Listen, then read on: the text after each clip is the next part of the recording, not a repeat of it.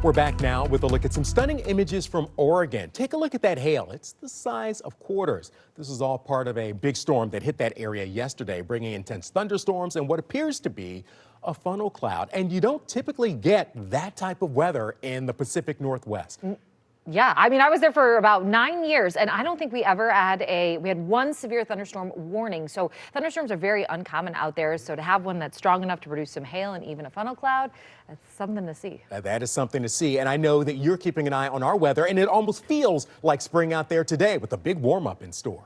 Yeah, but there are a ton of people who are ice skating right now. I think it's one of those days where you can ice skate, where the ground is frozen, of course, with the ice, but you probably don't need a winter coat and all the hats and gloves and all of that. We are looking at a lot of ice melting across the region. So as we take a look here, a different view over the Detroit River. Yes, there's still some ice out over the river, but there's also some big openings of open waterway there. So as we continue to see some warm temperatures, we'll continue to have the ice melt. And we are talking relatively warm temperatures. Our average high now is 38 degrees, and we are looking at current temperatures 10 degrees warmer than that, so upper 40s, near 50 degrees already this afternoon. And as we move through the next few hours, we'll still tack on a couple more degrees with our highs peaking in the low 50s. Thankfully, we also have a nice bit of sunshine, which of course this morning we started off with some rain showers across the region. The rain now has moved off to the east, and the rest of the day we are looking at still plenty of sun. However, clouds are going to start to filter back into the region. We'll get back to mostly cloudy skies later this evening, and then overnight tonight we're looking at overcast skies ahead of our next system. But right now that system is out towards the Dakotas. It doesn't look like much, but it's also because we don't really have that many radar sites out here. But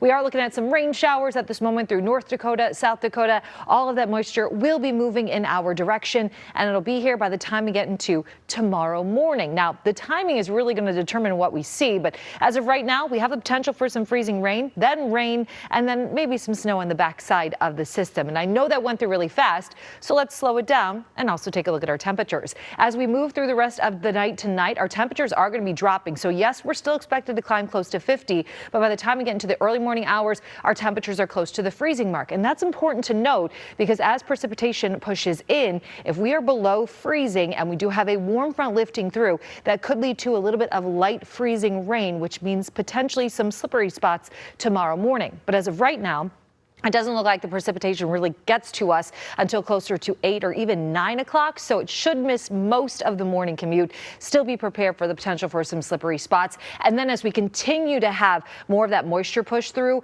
that's when our temperatures climb above the freezing mark. So we'll mainly see rain, especially south of I-69, some snow north of that.